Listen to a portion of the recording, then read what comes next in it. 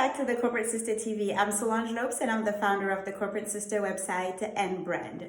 May is Mental Health Awareness Month, and in honor of it, we are discussing a few topics related to our mental health as working women and moms and how these affect our careers and by extension our lives in general. Today we're talking about people pleasing. If you are a people pleaser or a recovering people pleaser, you know all too well the symptoms of it. This may manifest through a need to be overly pleasing to others, to over-explain or justify yourself, to be overly concerned with others' well-being or others' judgments or opinions of you.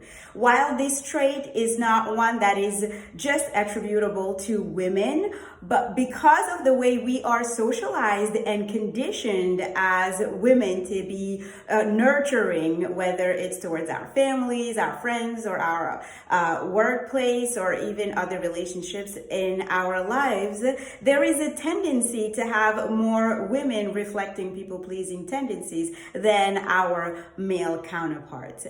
In the workplace, it can be a pretty debilitating tendency that can have a lot of negative effects. Three of these negative effects usually are: one, overcommitment. You tend to just put too much on your to-do list, too much on your calendar in an effort to be overly pleasing to others, whether it be your managers, your colleagues, your teammates, or anyone else in the workplace. As a result, you tend to literally work yourself to the ground and to spread yourself really thin, very often doing tasks, taking on assignments and projects that are not yours to take in the first place.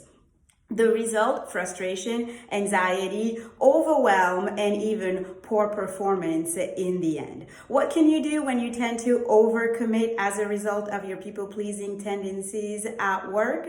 You can start practicing the art of taking a pause and reflecting before taking on another task or another assignment. Saying something like, "Can I get back to you on this?" Or, "May I have a little bit of time to consult my calendar or my to-do list and give you an answer in a few hours, in a few days."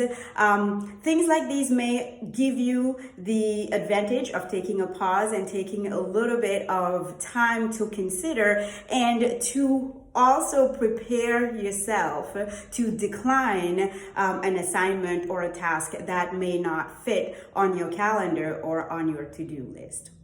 Negative effect number 2 is a lack of boundaries. Right along with overcommitting yourself, you may have a particularly hard time saying no. This may involve taking on extra work and being overcommitted, as I was mentioning earlier, but also just being involved in just too many things and with too many people and groups in the workplace, thus impairing your performance, impairing your well-being, and even your mental health.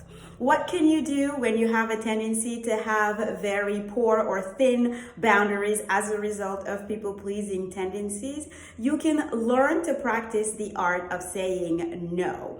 And a good way to start is by saying no to the small things, the smallest tasks, the smallest asks that may not have as big of an impact or as big of a perceived consequence or result. Practicing the art of the pause, as I mentioned earlier, where you take a little bit of time to back off and actually consider or prepare yourself to decline a task or request, may also help.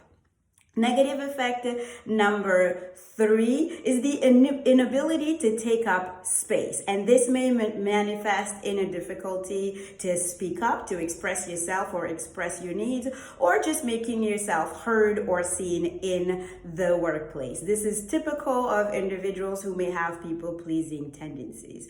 What can you do? You can start small and practice being more seen and heard on a smaller scale before you move on to a bigger scale. This may be training yourself to speak up at least once during a meeting or at least once a week during meetings.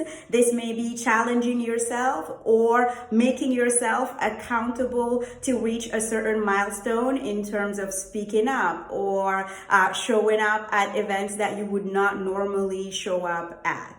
You can also enlist the help of an accountability partner that can keep you more accountable to make some efforts towards being more seen or heard in the workplace. I hope this helps. If you have people-pleasing tendencies, there is absolutely no shame or stigma around it. Many people have people-pleasing tendencies, especially working women and moms. But working towards healing these tendencies and adjusting our behavior to be better to ourselves and also to be better to others can work a long way. Thanks for watching. If you have any comments or suggestions, please email us at corporate@thecorporatesister.com. I'll see you on the next video.